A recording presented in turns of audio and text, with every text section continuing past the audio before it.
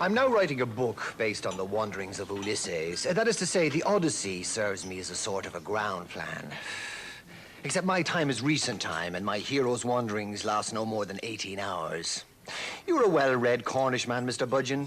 Do you know of any complete, all-round character presented by any writer? How about Christ? He was a bachelor. Never lived with a woman. Surely living with a woman is one of the most difficult things a man has to do. Well, how about, Faust or Hamlet? Faust? Sure, he wasn't a man at all. Where's his home? Where's his family? Now, Hamlet was a man, all right, but he was only a son. Now, Ulysses was son to Laertes, father to Telemachus, husband to Penelope, and lover of Calypso. And king of Ithaca. Now, there's a complete man. What do you mean, a complete man? Everyone's got limitations. Ulysses? He's got all the defects of an ordinary man, but he's not a god. But he's kind and he's decent.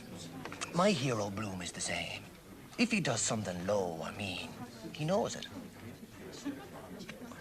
And he says, I've been a proper pig. Ulysses is a book about a man who goes out from his home, engages in remote adventures, and returns to re-establish domestic order. It is at the same time a book in which language embarks on a similar journey.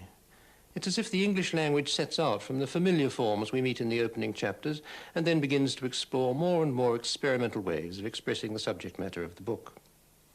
Every chapter is written in a different style, and some make for relatively difficult reading, but the general effect is one of exhilaration and the most marvelous linguistic imagination. Ulysses is enormous fun to read. It's above all a delightful book. There's parody and dramatic form, musical comedy and high-flown prose, but above all, Joyce established the technique of interior monologue, an important device for many 20th century writers.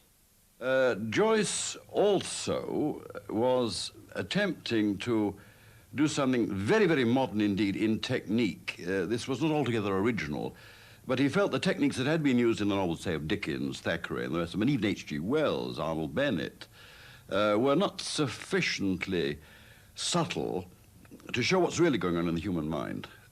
We say things in normal life, but we also think things.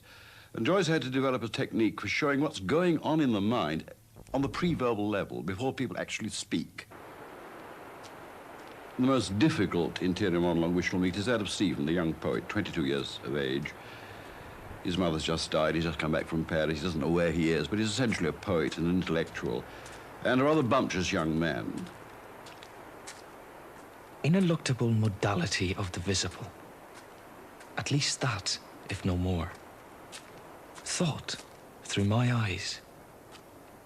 Signatures of all things I am here to read. Sea spawn and sea wrack. The nearing tide. That rusty boot. Snot green, blue silver, rust.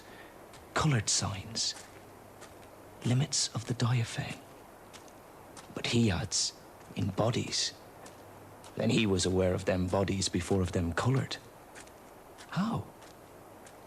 By knocking his sconce against them, sure. Go easy.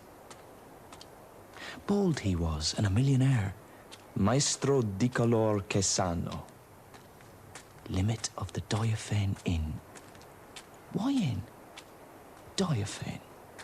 A diaphane. If you can put 5 fingers through it, it's a gate, if not a door. Shut your eyes and see. You are walking through it, howsomever. I am, a stride at a time. A very short space of time through very short times of space. Open your eyes. No, Jesus. I'm getting on nicely in the dark. My ash sword hangs at my side.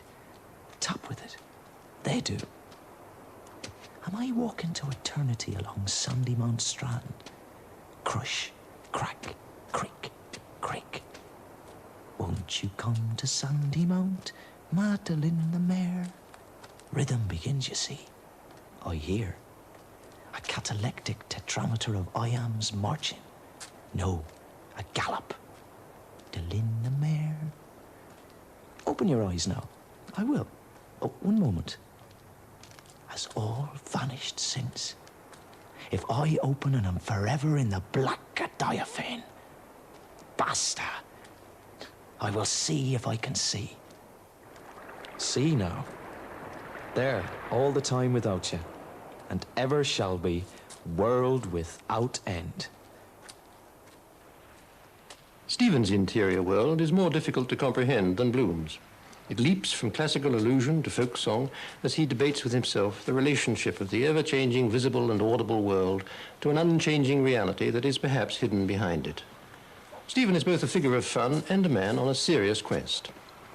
The maestro di color che sanno is Dante's description of Aristotle, in whose metaphorical footsteps Stephen is following. Stephen puns on Dante's words. Aristotle asserted that we recognize objects as bodies before being aware of their colors. Later, when Stephen closes his eyes, he becomes aware of sound and rhythm. But Stephen sees himself as a writer rather than a philosopher and starts to write a poem. Like Joyce, he's obsessed with his art and technique, the arrangement of words on the page. Who watches me here? Whoever anywhere will read these written words?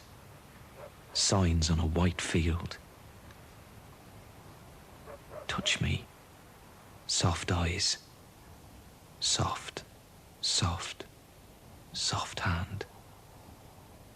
I am lonely here. Touch me soon now. What is the word known to all men? I am quiet here alone. Sad too. Touch. Touch me. The character of the brilliant young intellectual, Stephen Dedalus, was originally created in Joyce's earlier novel, A Portrait of the Artist as a Young Man, and is partly a satirical self-portrait of Joyce's own youth.